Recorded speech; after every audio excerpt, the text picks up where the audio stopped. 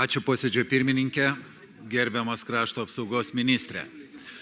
Po valstybės kontrolės audito išvadų paskelbimo norisi sužinoti, ar tai pagaliau taps atspirties tašku, kad išsivalytumėte nuo konservatorių savotiško palikimo, kokių pokyčių jau ėmėtės, ar toliau tęsis tarpininkų pasipelnymo ir be viešųjų pirkimų praktika, ar bus pareikalauta nors kokia atsakomybė iš atsakingų asmenų. Ačiū labai už klausimą. Tai jau valstybės kontrolės pristatymo, išvadų pristatymo metu buvo ties ne vienu punktu paminėta, kad krašto apsaugos ministerijoje pokyčiai jau yra pradėti. Tai mes juos pradėję ir užbaigsim. Tikrai sistemoje pokyčių reikia.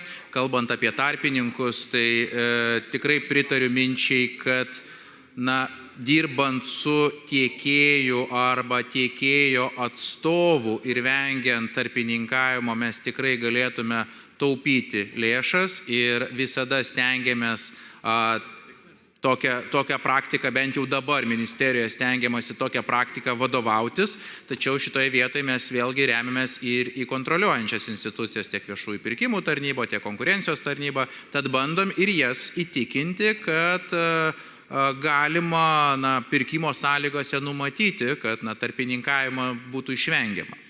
Kaip tai sekasi? Sunkiai, bet judame į priekį ir stengiamės skaidrinti savo pirkimus.